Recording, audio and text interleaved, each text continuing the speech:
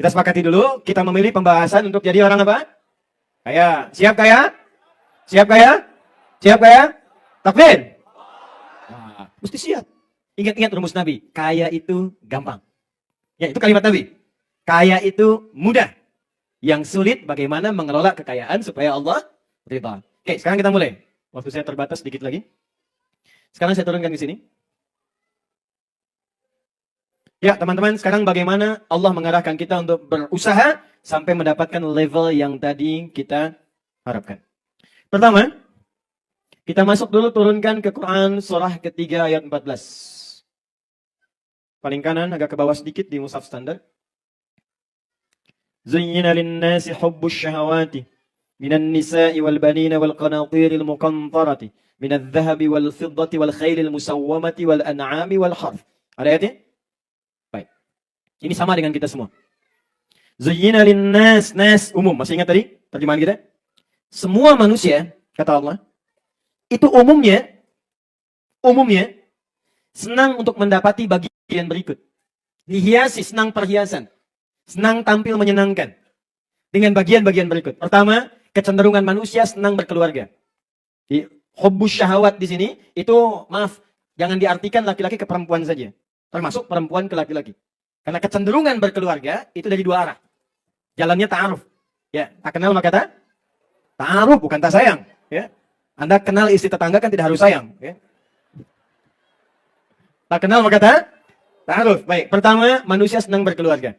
Kalau sudah berkeluarga, ada pasangan, ada keturunan, maka cenderung kemudian mengarahkan pola hidupnya untuk mendapatkan kemapanan dan kenyamanan dalam hidup. Apa diantaranya? Dia ingin menaikkan status sosialnya. Maka dia akan mencoba memaksimalkan tenaga usahanya. Pertama, awas fokus baik-baik. Hubbus syahawati minan nisa'i wal banin wal qanatiril muqantara. Mengoleksi harta benda, menambah kekayaannya di aspek-aspek berikut. Sekarang perhatikan baik-baik. Kalau rahasia besar kepada kita, kalau Anda ingin mendapatkan fokus aspek kekayaan yang melimpah, qanatiril muqantara, koleksi kekayaan yang banyak, koleksi kekayaan yang luas, hidupnya lebih mapan, harta meningkat, maka ada beberapa passion yang bisa kita dapatkan dari situ. Dari sini kita wujudkan dengan wirausaha yang mungkin kita bisa hadirkan. Satu, ada aspek di bidang mineral terkait dengan barang tambang, emas, perak, dan sejenisnya. Ini prospektif. Tapi mohon maaf ya, jangan dilihat emasnya. Ada ulama yang menerjemahkan emas di sini adalah kalau Anda ingin usaha, kalau Anda ingin bekerja, maka coba cari passion pada bidang yang punya nilai intrinsik di dalamnya. Emas itu dulu bukan hanya sekedar jadi bahan galian.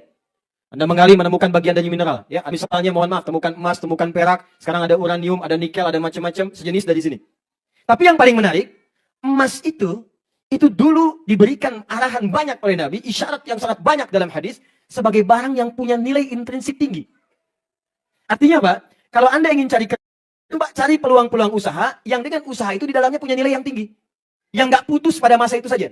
Tahun depan nilainya bisa naik lagi. Tahun depan bisa berkembang lagi. Tahun depan punya nilai lebih daripada sekarang. Coba sekarang dari mata uang saja, Anda bandingkan ya. Nabi mengajarkan kita untuk bisa bertransaksi dengan emas. Sekarang bandingkan dengan uang kertas. Contoh saja. Contoh. Kertas, itu kan nggak punya nilai intrinsik. Secara ekonomi ya kertas kalau disobek selesai. Karena itu di dalam sistem ekonomi, Bang Sandi lebih paham, itu selalu mengalami penurunan. Kalau saya ceritakan lebih dalam tentang sejarah uang kertas, mungkin bakal pada kaget. Tapi saya simpan dulu. Ya. Jadi dulu kan pakai emas. Kemudian dicoba untuk kertas, untuk memonopoli nilai ekonomi dunia. Tapi secara singkat saya ingin katakan, kertas dibandingkan dengan emas itu nilainya sangat kecil. Sehingga ketika dia dijadikan sebuah nilai pertukaran, seakan-akan barangnya makin naik, padahal nilai uangnya diturunkan. Barangnya tetap. Coba Anda beli kambing misalnya, 2 tahun lalu dengan kambing sekarang, nilainya pasti beda. Kambing sekarang lebih mahal dibandingkan kambing 2 tahun lalu. Tempe 5 tahun lalu lebih mahal dibandingkan tempe sekarang. Padahal tempenya itu aja. Keratnya segitu, jumlahnya segitu, besarnya segitu, tapi kenapa kemudian menjadi mahal? Ternyata bukan tempenya yang mahal, tapi uangnya yang nilainya diturunkan. Kertasnya yang diturunkan. Jadi dengan menggunakan kertas itu bisa diatur. Sekarang kalau pengen naik-naik, kalau pengen turun-turun. Tapi emas tak bisa. Naik terus, naik terus, naik terus. Nah poinnya, kalau Anda ingin usaha, jangan lihat emasnya. Cari pokok usaha yang kira-kira bisa berkembang nilainya sampai kapanpun dia naik bukan turun. Misal, Anda cari misalnya di bidang tanah. Anda bergerak di properti, atau Anda misalnya di bagian teknologi, ada yang bikin misalnya apa namanya di bagian softnya, perangkat lunaknya, ada di bagian hardware-nya, dikembangkan lagi ke depannya. Bagian pertama kata Quran, kalau Anda ingin mencari bidang usaha, maka cari objek yang nilainya bisa berkembang terus di masa depan. Paham bagian pertama? Satu, saya agak cepat ya. Dua, wal khailil musawwamah. Wal khailil musawwamah. Di situ diartikan apa? Kuda tunggangan. Khail, teman-teman, khail itu bukan kuda biasa. Kuda yang digunakan sebagai alat transportasi zaman dulu. Di Ferrari-nya dulu, zaman-zaman dulu, zaman jahiliyah, zaman Nabi, sampai ke keemasan Islam di masa lalu, Ferrari-nya itu ya kuda. Makanya sekarang Ferrari disebut apa? Kuda? Kuda jingkrak. Bukan kuda Islam. Itu kuda. Khail itu kuda tunggangan. Jadi kalau ada orang miara kuda dulu, orang-orang hebat tuh, orang-orang kaya, salah satunya orang yang punya kuda berkualitas. Dalam bahasa Arab, kuda spesial, musawamah itu spesial, yang punya tanda terpilih. Kuda spesial, tunggangan spesial, itu orang yang hebat pasti punya kuda yang paling bagus, tunggangan yang paling hebat. Apa itu? Khail. Nah, orang yang kalau pengen usaha cepat, dia dari kecil miara kuda. Pakan kudanya, pilihan kuda terbaiknya. Bahkan sampai sekarang, maaf ya, ada orang yang mengabadikan pakan kuda ini sampai kemudian dimatikan benihnya di Amerika. Dan diambil dari Quran. Namanya khotbah. Khotbah. Wa zaituna wa nakhla. Ya, khotbah itu asalnya pakan ternak. Sekarang disebut alfalfa. Khotbah ini, dulu orang Persia memberikan ternaknya, ya maaf, kudanya, dengan pakan ini, itu tumbuhnya luar biasa, jenis kudanya bagus, larinya juga kencang, keberaniannya tinggi. Dibawa oleh Tariq bin Ziyad ke Spanyol, ke Andalusia. Disebarkan di bawah pakan ini. Ketika kemudian umat Islamnya lalai dari situ, bertransformasi peradaban dibawa ke Eropa, Islamnya mulai tertinggal, makan pakan ini dibawa kemudian, diriset. Ada yang ke Brazil, ada yang ke Amerika, ada yang ke Spanyol. Makanya sampai sekarang kuda-kuda Spanyol itu bagus. Tapi sebetulnya yang paling menarik, pakan kuda, benih kuda, bibit kudanya, dibawa sampai dengan dijual, yang harganya sangat mahal itu bagian dari lahan usaha yang diisyaratkan oleh Al-Quran. Sekarang bertransformasi ke dunia otomotif. Orang kalau bawa kendaraan kan butuh alat kan? Orang kalau mau bepergian kan butuh alat kan? Dia butuh sepeda, butuh motor, butuh mobil dimodifikasi lagi, ragamnya bisa banyak. Kata Quran, kalau Anda ingin bekerja dalam usaha yang mempercepat harta Anda kemudian bisa banyak di situ, salah satunya bisa pilih, Anda bisa berkarya di dunia otomotif atau yang terkait dengan itu. Yang setiap kebutuhan pasti dibutuhkan. Bisa Anda bagian spare part-nya, bisa rangkai mobilnya, bisa ke sistemnya. Nih, sekarang saya share ya, Anda bisa buat di sini. Saya jarang bagi ini. Misal gini, sekarang kan muncul kendaraan-kendaraan online kan? Ya kan? Ada mobil online, ada ojek online dan sebagainya. Sekarang Anda lihat, pasar paling hebat salah satunya Indonesia kan? Muslimnya berapa? Di atas 200 juta. Kenapa Anda tidak membuat misalnya sistem yang online itu yang mengakomodir umumnya umat Islam di Indonesia? Bikin mobil online yang di dalamnya ada desain misalnya hafalan Quran. Ada belajar menunya sirah Nabi. Ada satu hadis Nabi. Begitu kemudian dipanggil, Anda datang ke situ, driver langsung mengatakan, silakan Bu, tujuan kemana? Di sini ada 1 jam, pilihan sambil menghafal Quran dengan metode at-taisir. Apakah Anda ingin melihat sirah Nabi tentang perjuangan ini? Apakah ingin belajar hadis Nabi? Sampai di tujuan. Belum ada yang membuat itu sampai saat ini. Anda ciptakan itu buat seperti itu, kreativitas demikian, Anda baru masuk kepada medianya. Siapa yang bikin Honda sekarang? Siapa yang bikin Mitsubishi? Lihat kekayaan mereka. Karena mereka membaca visi. Dunia otomotif akan dibutuhkan. Saya buat yang ini. Bikin. Kalau Anda tak mampu bikin bagian perangkat kasarnya, setidaknya masuk kepada sistemnya. Bikin sesuatu yang menarik. Apalagi tipikal sebagian masyarakat itu kan punya kecenderungan cepat kaget, gampang kagum. Tumpang kagum aja, habis itu hilang. Bikin mall baru, brum ke sana. Belanja enggak. Tumpang kagum aja. Balik sini, 3 contoh ya. Ini cuma contoh. Kemudian, wal an'am, peternakan. Teman-teman sekalian, an'am itu yang dikonsumsi, hewan-hewan yang dikonsumsi, yang bisa diternakan. Makanya kerbau, sapi, kambing, itu masuk bagian hewan-hewan yang diternak. Umumnya disebutkan dengan terjemahan peternakan atau hewan ternak. Tapi prinsipnya adalah, sebetulnya Allah ingin memberikan isyarat, ayo, satu lagi jadi bidang yang mungkin kita dapatkan passionnya, masuk di kebutuhan pokok manusia. Siapa yang gak makan daging sekarang? Coba lihat. Ada yang makan sapi di sini? Ada. Gede begitu gitu kan? Coba lihat. Berapa kebutuhan sapi di Jepang saja sekarang? Berapa kebutuhan ayam di Indonesia sekarang?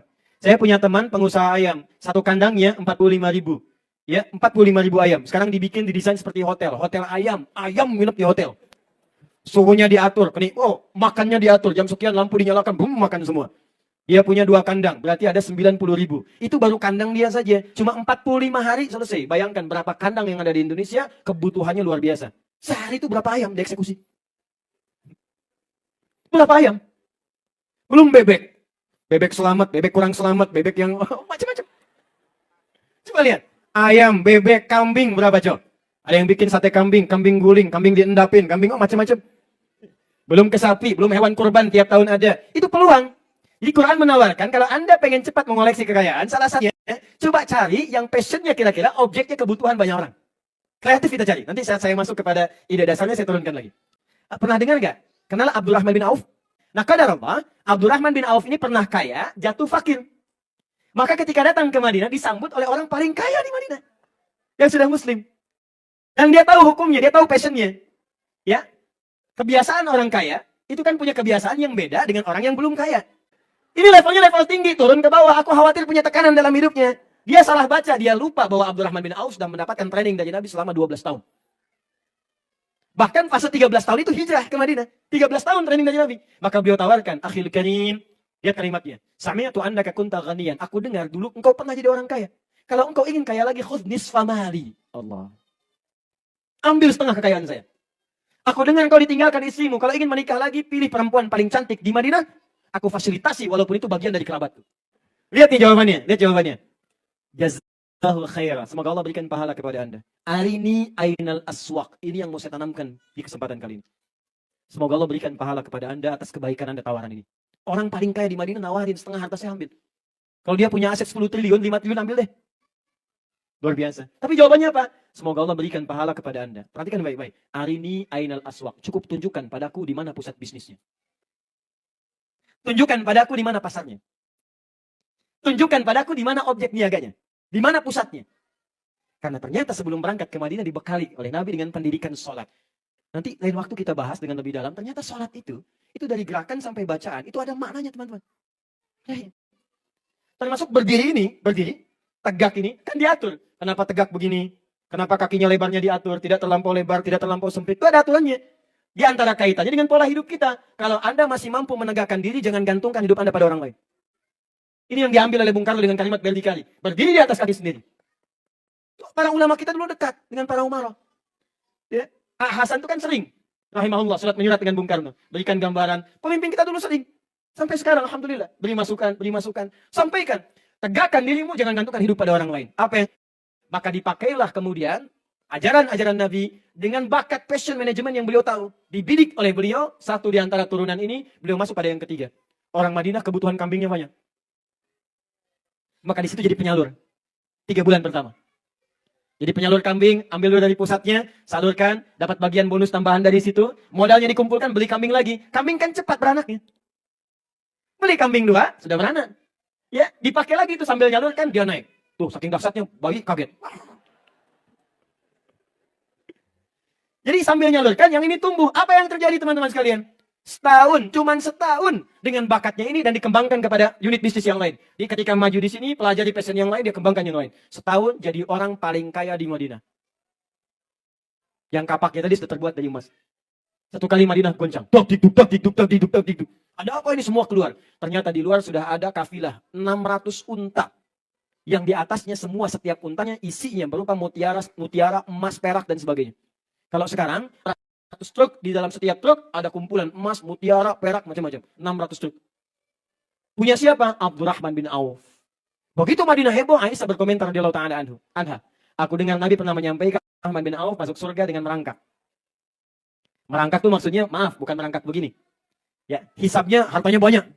Banyak. Ya, nggak apa-apa, kaya merangkak masuk surga juga daripada miskin gak jelas, kan?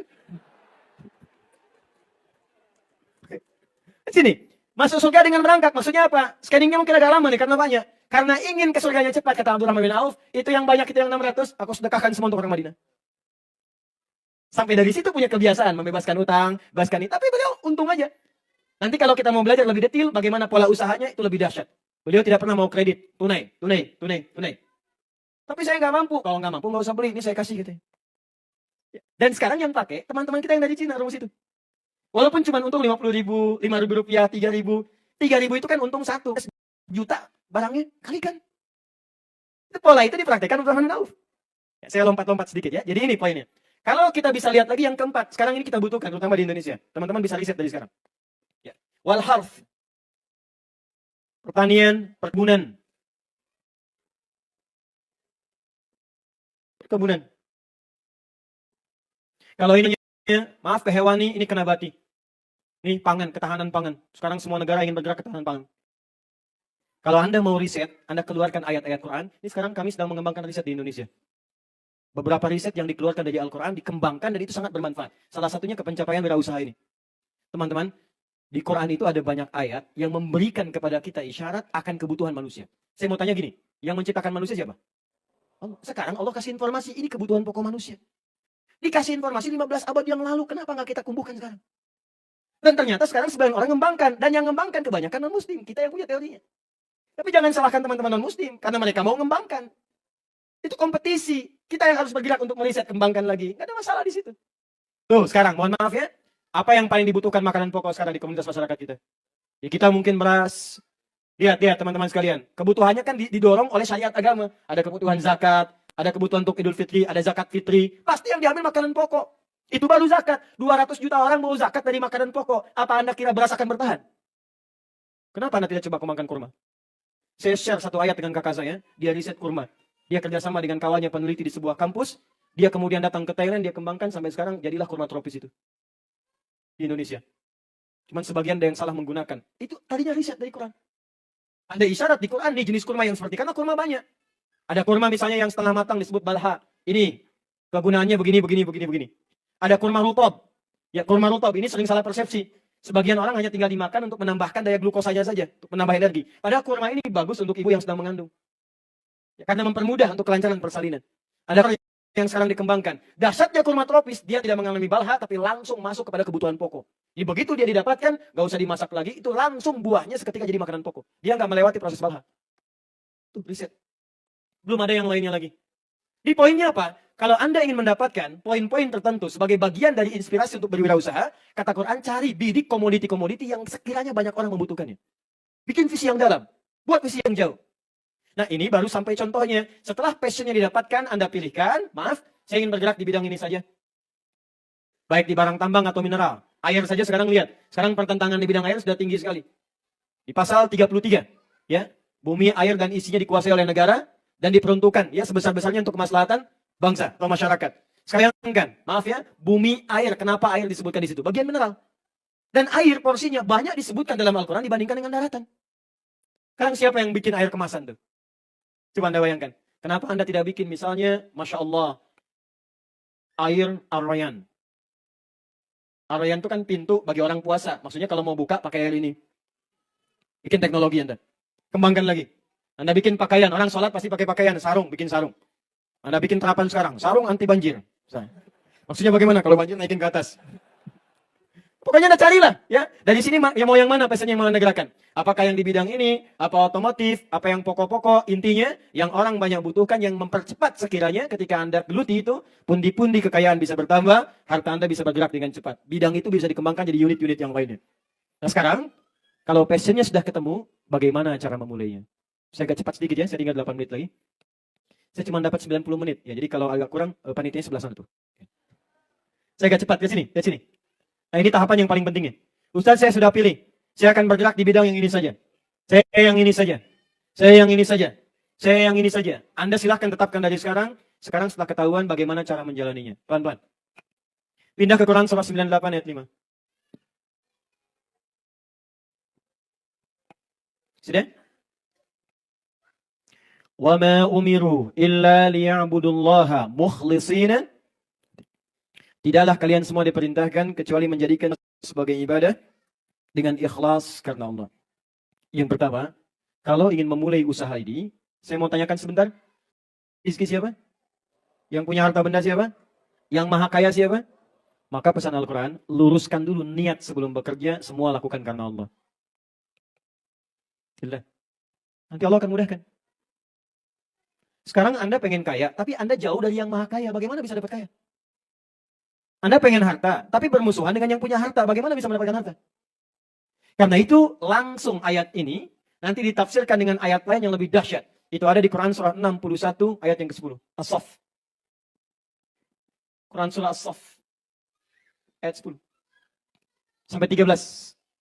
Perhatikan, ini langsung disebutkan niaganya, usahanya. Ya ayyuhalladzina amanu. Hei semua orang yang beriman. Ingat, kalau yakin dengan Allah, pengen dekat dengan Allah, maka kunci pembukanya disebut iman pintunya.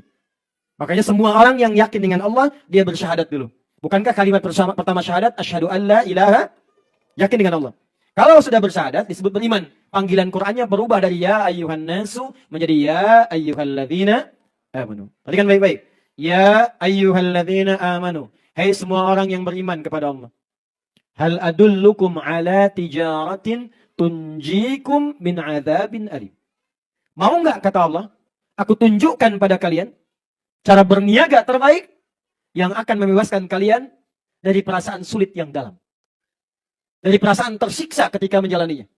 Ini bukan konteks akhirat saja, tapi konteks dunia. Ada orang pengen kaya, tapi cara kerjanya tersiksa. Berangkat gelap, pulang gelap, tuntutan kerja banyak, kadang lembur, kadang stres, begitu stres keluar bikin onar. Capek sendiri. Kadang pelampiasannya ke minuman, pelampiasannya ke kriminalitas, kadang-kadang bawa pisau, tusuk sana sini. Ada yang bikin ini, bikin itu, stres. Kaya memang, tapi tidak menikmati kekayaannya. Kaya memang, tapi tidak nyaman dengan kekayaannya. Makanya tadi saya sampaikan dari awal, Anda itu pengen kaya gelisah atau miskin tapi tenang. Tetap kan pilihannya kaya tapi tenang.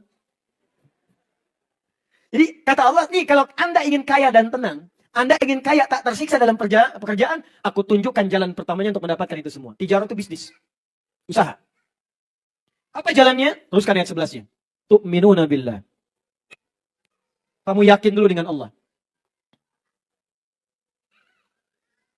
Fokus teman-teman. Yuk kita lihat. 1. Tu'minun billah. Kerja, usaha pertama. Termasuk di sini berwirausaha. Siapa yang Anda ingin jadi miliuner ke depan atau billionaire bahkan? Ya. From $1 misalnya. To $1 billion company. Dari $1 jadi jutaan atau bahkan miliaran, triliunan ke depannya. Maka jalan pertamanya kata Allah, kalau nggak pengen susah dalam pekerjaan, pertama, Anda harus bekerja dengan dasar iman dulu. Satu iman. Secara singkat begini, iman itu yakin dengan semua ketentuan-ketentuan Allah. Kalau sudah yakin, siap menjalaninya. Sekarang saya tanyakan dulu pada semua teman-teman, beriman kita? Yakin kita? Siap menjalankan ketentuan Allah? Dasar pertama kalau ingin kaya dan ringan, kaya mudah, kaya bahagia kata Allah, ikuti dulu semua ketentuanku. Syarat pertama, iman. Kedua, ikuti petunjuk Rasulku. Makanya kalimat setelahnya wa rasuli. Nanti saya turunkan detailnya ya. Nanti Nabi berikan detailnya.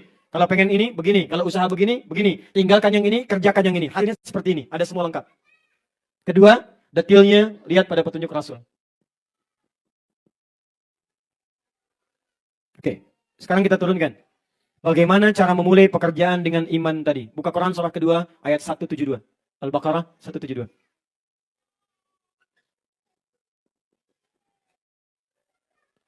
Teman-teman masih ingat tadi? Waktu saya jelaskan yang pertama, rizki ditetapkan.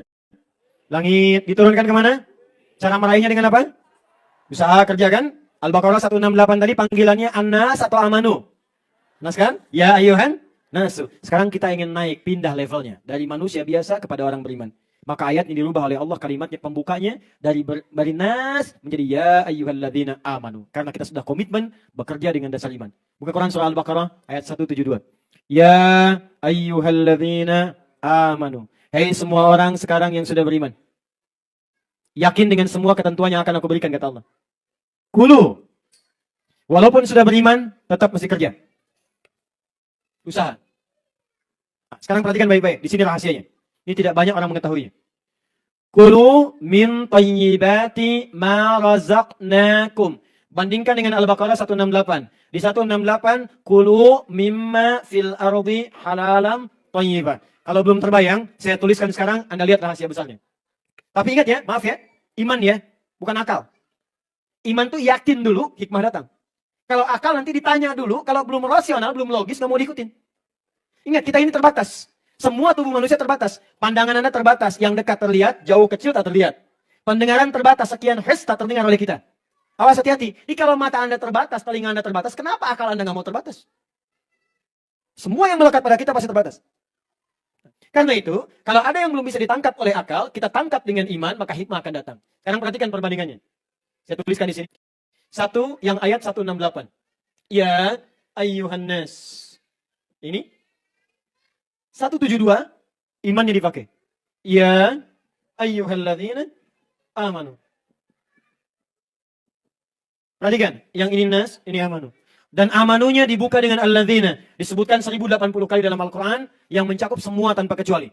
Artinya, ini berlaku bagi laki-laki, perempuan, tua, muda, besar, kecil, tanpa batas. Maaf, semua yang ingin mendapatkan passion ini, kata Allah, saya buka seluas-luasnya. Laki-laki pengen kaya, perempuan pengen kaya, pengen dapat lebih daripada itu, saya berikan kesempatannya. Ini, kulu mimma fil ardi. Kemudian ada rumus, halalan thayyiban. Perhatikan sini dengan detail, dengan jeli. Yang ini, kulu. Ininya dibuang. Mimma fil ardi tidak ada. Diganti dengan min thayyibati. Halalnya dibuang. Diganti dengan ma razaqnakum. Allahu Akbar. Lihat sini. Ketika Anda mencari dengan iman, yakin karena Allah, maka kalimat pertama mimma fil ardinya dibuang. Untuk manusia pada umumnya, silahkan berkelana ke bumi. Mencari, bekerja, cari tempat ini, tempat itu. Tapi ketika Anda beriman kepada Allah, benefit pertama yang Allah katakan adalah, saya akan mudahkan rizkinya cepat datang padamu, tidak ingin menyulitkanmu untuk mendapatkan rizki yang kau butuhkan itu. Di iman itu, apa manfaatnya? Manfaat yang pertama, karena kita dekat dengan Allah, akses ke rizkinya akan dibuka oleh Allah. Anda dekat dengan pimpinan, akses pekerjaan dibuka. Anda dekat dengan Allah, apa yang tidak mudah bagi Allah? Cuman sekarang, kalau Anda berkata, Ustaz, saya sudah beriman, kenapa sulit mendapatkan itu? Barangkali cara beriman Anda yang belum tepat. Itu yang harus diperbaiki. Nah, jadi syarat pertama kata Allah, ketika Anda benar imannya, maka pertama, Allah akan berikan kemudahan, ma razaqnakum. Kami yang akan dekatkan rezekinya kepadamu, bukan engkau yang sulit untuk mendapatinya. Kadang-kadang tiba-tiba ide muncul. Kadang-kadang investor datang dari sisi yang tidak diduga. Kadang-kadang kreatif itu muncul dari teman yang datang menawarkan pada Anda. Siapa yang gerakkan semua itu? Ini Bang Sandi yang punya banyak pengalaman tentang itu. Dari mulai berjuang sampai dengan sekarang didapatkan. Coba Anda bayangkan, Abdurrahman bin Auf, itu kan modalnya pakaian tadi. Tapi karena aksesnya dekat dengan Allah, cuma 3 bulan, dia orang paling kaya nomor 3. Setahun paling kaya nomor 1. Nih. Nah, ciri orang beriman, 1, bagaimana bisa mendapatkan akses cepat itu, ini yang paling menarik. Lihat sini baik-baik. Halalnya dibuang. Ketika iman belum ada, halalnya masih ada. Halalan thayyiban. Legal. Baik. Tapi ketika sudah beriman, halalnya dibuang. Thayyibnya dijamakkan. Min thayyibati ma razaqnakum. Halalnya dibuang, thayyibnya dijamakkan. Kenapa halalnya dibuang? Karena orang beriman itu sudah pasti imannya membimbing dia untuk mencari yang halal dalam kehidupan. Jadi kalau ada orang beriman, Anda beriman cari wirausaha apapun. Maaf ya, maaf sekali. Kalau Anda berwirausaha apapun, dan Anda merasa, tapi iman Anda tidak mendorong Anda untuk mencari yang halal, masih terlibat pada yang haram, bekerja pada yang tidak dibenarkan, maka sebanyak apapun harta Anda kumpulkan, maka hakikatnya itu hanya fata morgana saja. Demi Allah saya katakan, sekaya-kayanya Anda tetap tidak akan memberikan ketenangan pada jiwa Anda. Itu kecil di mata Allah. Nah, yang paling menarik, ketika Anda bekerja dengan cara orientasinya ini halal, ini yang dibenarkan, ini yang nggak boleh. Maka kata Allah, walaupun pertama kali Anda melangkah, sedikit Anda dapatkan, tapi berkahnya saya gandakan. Keberkahan itu yang disebut dengan thayyibat, yang dijamakkan. Apa itu berkah? Ini yang paling penting. Ini modal utama untuk kerja itu, bukan kuantitas modalnya. Tapi di sini keberkahannya. Kalau berkah ini sudah dapat, teman-teman, meningkat dengan banyak, maka yang lain akan mengikuti. Anda tinggal tunggu waktu saja. Apa itu berkah? Ziyadatul khair. Ini poin ini. Bertambah semua nilai-nilai kebaikan yang ada di sekitaran kita. Jadi kalau Anda mencari dengan cara yang benar, kata Allah, saya tambahkan yang baik-baik. Dan itu di ilmu ekonomi bisa jadi aktiva. Lihat ya, Allah kirimkan orang baik. Pekerja yang jujur, karyawan yang disiplin. Itu kan aktiva. Teman yang bisa sinergi. Anda keuntungan banyak, tapi dapat teman pengkhianat. Hancur pekerjaan Anda. Mudah bagi Allah. Yang kedua, berkah itu bisa berarti sesuatu yang bermanfaat. Di awal pertama Anda bekerja, yang diberikan bukan harta dulu. Yang diberikan asas manfaat dulu, butuh. Jadi modal Anda itu terkeluarkan atau disalurkan sesuai dengan aspek kebutuhan. Dapat harta sedikit, haus. Kalau haus itu butuh apa? Minum. Halal mendorong Anda, yang penting dapat minuman. Tapi kalau halalnya hilang, nafsunya tinggi, minuman pun seleranya bisa banyak. Gak mau, saya pengen buah naga. Naganya khusus dari Cina.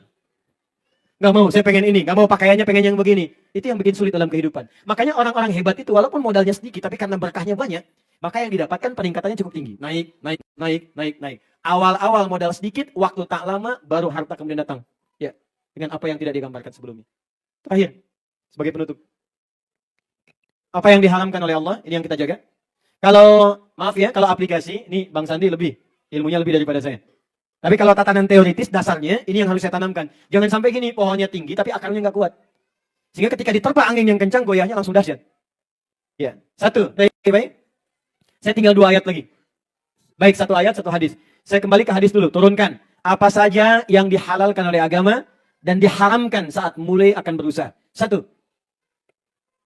Hadis Nabi SAW, kalau Anda seperti ini, bisnisnya diberkahi. Itu ada di Al-Bukhari, nomor hadis 20.076. Riwayat Jabir bin Abdullah.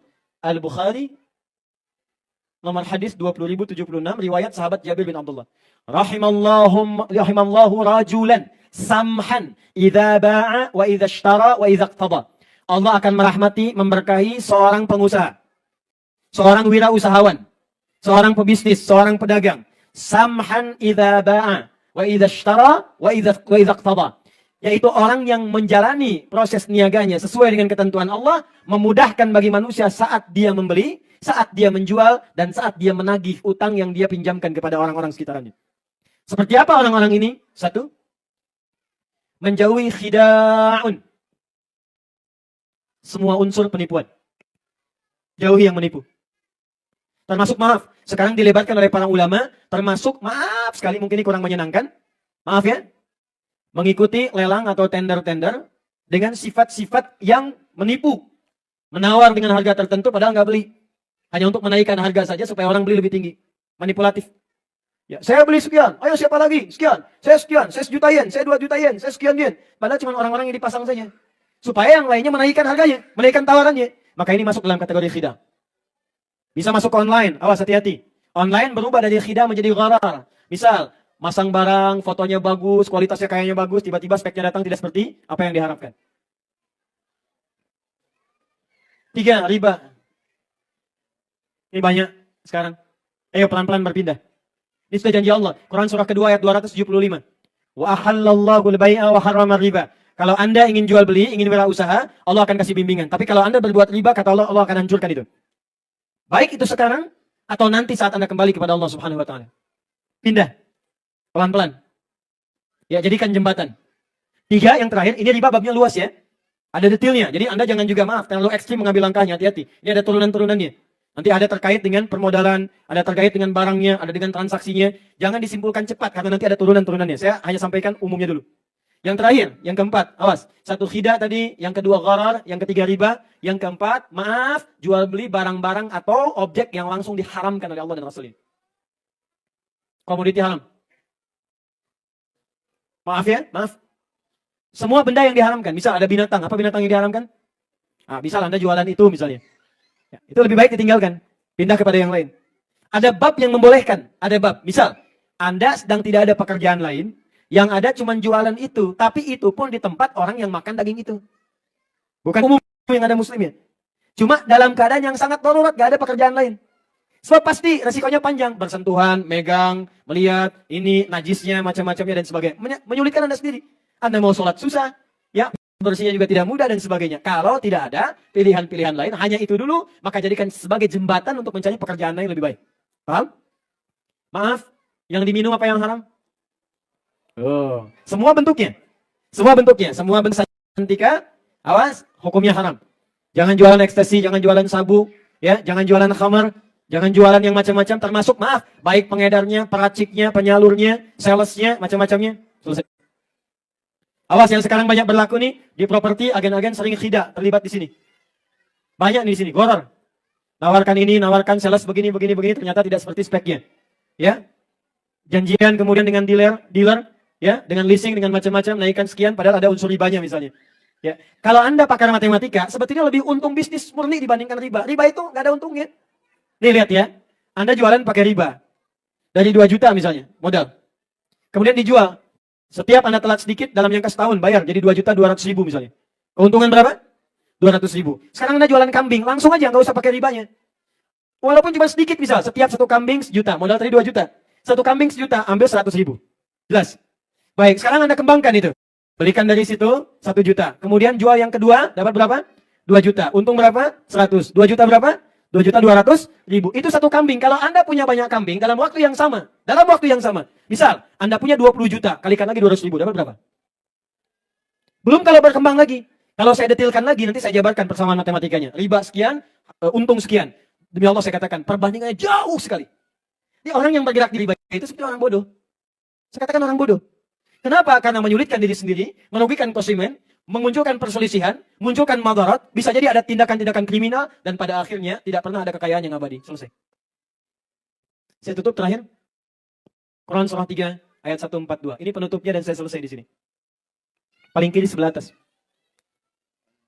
Quran surah 3 ayat 142. Setelah ini saya berikan amalan-amalan. Doanya, sholatnya baca apa dan sebagainya. Ya. Am hasibtum an tadkhulul jannata. Fokus teman-teman. Ini saya tegaskan sekali lagi ya. Di bab-bab tertentu saya belum berikan detailnya. Kalau Anda ingin mengaji detail, saya masih ada sampai hari Senin. Nanti bisa diturunkan babnya. Saya baru berikan umum karena kita konteksnya sekarang sebentar ya. Am hasibtum an tadkhulul jannah. Apa Anda duga begitu mudah mendapatkan jannah? Apa artinya jannah? Oh, ini persoalan kita. Itu tidak selalu diartikan dengan surga. Jannah itu punya 2 arti dalam Al-Quran. Arti dasarnya itu sukses, kesuksesan yang belum diraih, yang belum tampak. Kenapa surga disebut dengan jannah? Karena itu puncak kesuksesan kita yang belum kita raih, belum tampak sekarang. Orang Arab dulu, kalau mereka disebut kaya, melimpah hartanya, sukses, maka mereka punya kebun-kebun yang tidak dimiliki oleh orang lain. Orang lain gersang. Dia punya unta merah, unta hitam itu biasa. Tapi yang punya kebun dengan oase yang sangat indah, punya anggur-anggur, punya macam-macam, itu nggak semua orang punya. Dan itu disebut jannah oleh orang Arab. Makanya jannah itu sering diartikan juga dengan kebun-kebun yang luas. Ya, secara tidak langsung, persamaan sekarang, jannah itu artinya kekayaan yang tidak dimiliki oleh umumnya orang. Kalau kita tarik ke dalam konteks usaha kita, maka ayat ini diartikan begini. Saya pernah datang ke satu perusahaan, ajarkan ayat ini, diterapkan, bahkan direksinya pada salah satunya non-muslim. Saya datang dalam keadaan yang mungkin agak kolaps tuh, udah mau turun. Semua nggak semangat. Saya terangkan isi ayat ini, Anda kerjakan, saya bilang, begitu dikerjakan, setahun kemudian saya diundang. Cuman untuk melihat Ustadz, kalau jamnya menunjuk kepada jam 2, artinya dalam sejam 2 miliar dapatnya. Am hasibtum an tadkhulul jannata. Apa Anda duga begitu mudah meraih kesuksesan? Bahkan untuk mendapatkan surga yang Anda mimpikan. Walamma ya'lamillahu alladhina jahadu minkum wa ya'lamas sabirin. Sementara Allah belum menguji sejauh mana kadar jahadu minkum. Satu, aspek pertama kata Allah, kadar keseriusan Anda dalam mewujudkan itu. Keseriusan di sini disebut dengan kalimat jahadu. Jadi kalau Anda ingin kaya, ingin berhasil wirausahanya, maka pertama kata Al-Quran Anda mesti serius mengeksekusi ini semua. Kalau main-main mendingan gak usah. Jangan setengah-setengah. Jangan coba-coba. Jangan gimana nanti bagaimana. Kalau Anda bersiap mendapatkan itu semua, Anda mau jadi apapun silakan. Wirausahawan, pebisnis, diplomat, birokrat silakan. Tapi kalau Anda ingin sukses, kata Allah, pertama Anda mesti serius, sungguh-sungguh. Kalau Anda kuliah yang serius. Duduk paling depan, selesaikan persoalan, bikin riset, jangan setengah-setengah, nanggung kalau begitu. Nah, keseriusan ini menggunakan kalimat jahadu, asalnya dari kata juhdun. Juhdu, kesungguhan, keseriusan, dibagi 3 turunan lagi. Pertama, kesungguhan merencanakan, disebut dengan ijtihad. Maka mulai sekarang bikin mapping, planningnya apa? Sukses mau tahun berapa? Turunkan ke kita sekarang. Bikin rencana, mau di bidang apa? Rencananya bagaimana? Tahun berapa? Modalnya dari mana? Investornya siapa? Ya, siapa orang yang bagian kreasinya? Inovasinya seperti apa? Turunkan. Kalau Anda masih kuliah di kampus, bahkan turunkan cita-cita dari atas sampai ke materi kuliah yang sedang Anda kerjakan sekarang. Jangan sampai Anda pilih misalnya jurusan yang memang gak ada hubungan dengan masa depan Anda. Yang penting asal kuliah, di Quran gak ada begitu. Anda kuliah mau kemana? Saya ini mau sekarang jadi begini dai, saya turunkan dari sejak selesai SD.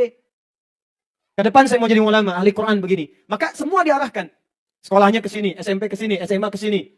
Ya, kemudian kampusnya begini, sampai pulang lagi. Nah, Anda sekarang mau bikin passionnya apa di masa depan? Di bidang apa? Otomotif, sekarang Anda kuliah, ya sampai waktunya tinggal 17.20, 3 menit lagi, ya bikin pemetaannya. Ya, mohon izin dari sekarang. Kedua, kalau sudah ada rencana, ada konsepnya, mappingnya jelas, schedule-nya jelas dan sebagainya, maka muncul yang kedua, saya agak cepat, namanya jihad. Kesungguhan mengeksekusi dengan tindakan. Jangan banyak jadi konseptor, eksekusi itu semua. Anda mau begini, kerjakan. Anda mau begini, kerjakan. Yang terakhir, yang ketiga, maaf, kesungguhan mengatasi gejolak dalam jiwa, disebut mujahadah. Kadang-kadang lagi serius, ada tantangan malas, ya, ada pesimis, perangi itu semua. Kalau Allah sudah jamin pasti dimudahkan. Yang ketiga disebut mujahadah. Terakhir, lakukan ini dengan sabar. Wa ya'lamas sabirin. Allah hanya memberikan gambaran kesuksesan bagi orang-orang sabar. Thomas Alva Edison berapa kali membuat percobaan? Lebih daripada 1000 kali. Yang sekarang membuat fried chicken berapa kali membuat percobaan? Ketok setiap pintu. Anda punya ayatnya. Kenapa baru 2-3 kali gagal kemudian Anda kemudian pesimis dari situ? Kembangkan diri kita, jadi orang hebat, sabar, dan mulai sekarang passionnya lakukan. Mulai dari mana? Jamaah. Saya tutup, jamaah itu bukan cuma kumpul. Kenapa ada salat jamaah, salat Jumat? Jamaah itu duduk, kenali dengan siapa Anda duduk, kemudian saling mengisi di balik semua bakat yang Anda miliki dengan setiap yang Anda kenali itu. Karena itu tidak ada orang salat di dekat Masjid Nabi, kecuali maaf, yang sakit bertemu dokter, selesai sakitnya. Yang tidak punya pekerjaan, ketemu dengan orang punya pekerjaan. Itu yang kita kembangkan. Ke masjid, temui, kenali. Anda di Jepang, gak semua orang bisa ke Jepang. Cari apa yang bisa bermanfaat untuk Anda. Passionnya dapatkan, jadi pakar di bidang dan pulang ke negeri kita, bangun. Jadi kan makmurkan negeri kita, sumber daya banyak. Pulang lagi ke tanah air.